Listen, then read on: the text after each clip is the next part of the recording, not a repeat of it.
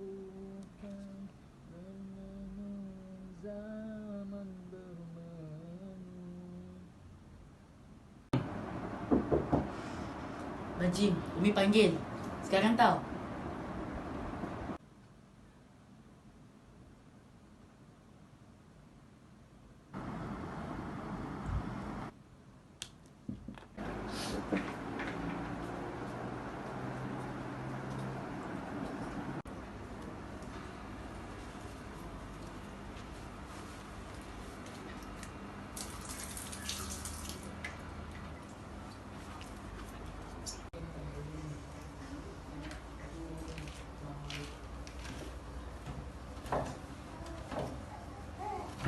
Azim was involved in trauma when he was trying to going down the stairs.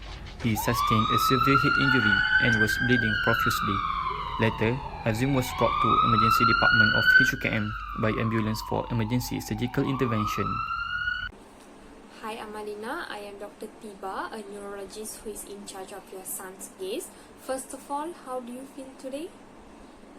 Hi Dr. Tiba, I'm fine Doctor. Thank you. So Amalina, I want to say sorry for what happened to your son. I hope you and your family are feeling better now. Actually, I had a bad news to tell you today. This is all about your son's condition.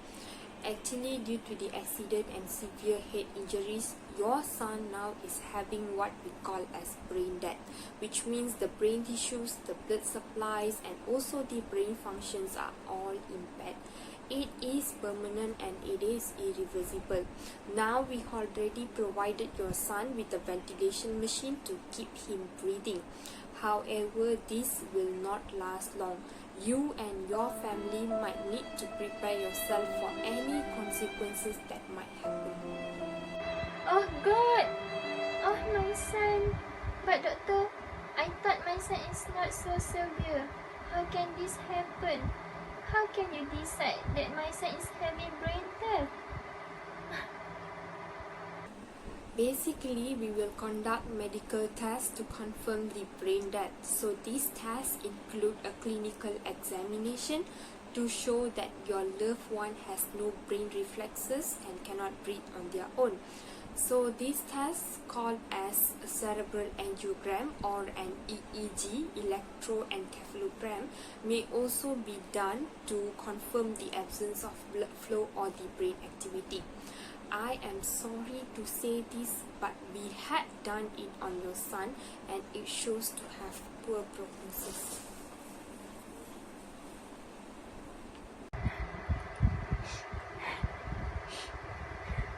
Okay doctor, I believe that you and your team had done your best to save my son's life. However, I hope before he leaves, I could fulfill his last wish. Actually doctor, 1 month before the accident, he had mentioned to me to donate his heart to those in need after he watched an advertisement from a legal organization. Here is his organ donation card. Yes, of course, Amalina. Fortunately, we do have a patient who is in need of a heart transplant. He waited for so long to find a donor for him. I know who can help you regarding this. Come, follow me.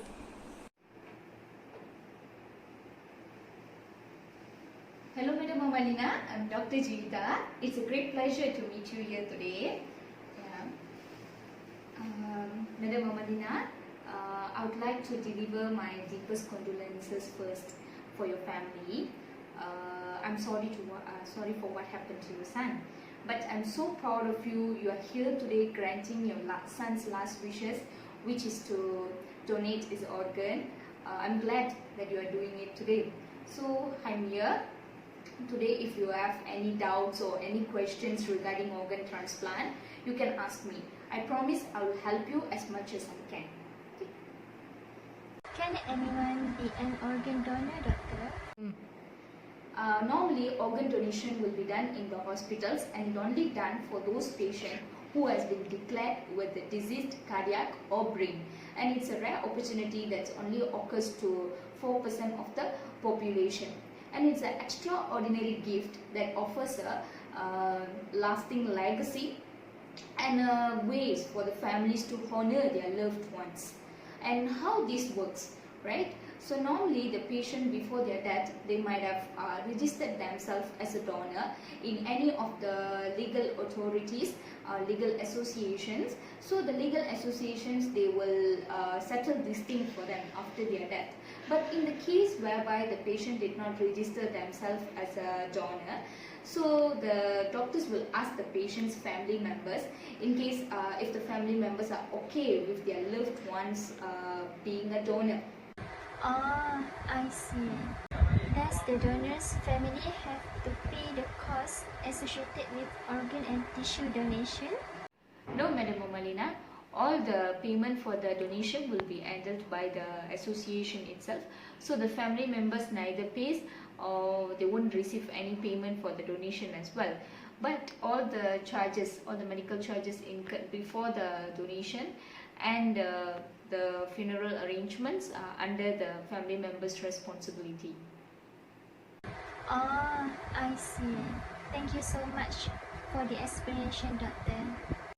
If Madam Amalina have any further questions regarding organ donation and organ transplant later on, you can just ask me anytime. Later I'll pass you my contact number. But one thing I would like to make a point here, whereby this organ transplant has to be done as soon as possible, because we cannot keep the organs viable after a person's death for so long. So we have to do the surgery immediately so that we can save another person's life. And Madam Amalina, this is our patient, Mr. Samuel, who is going to receive your son's heart, and he's very happy about it, and he would like to say a few words with you again. Thank you, Madam Amalina. It seems like I have a second chance to live. And I thank God for you and your son. You guys have a very pure heart. And I wish I could see your son so that I can thank him too. You both are really pure in heart. Thank you. The surgery for heart transplant was successful.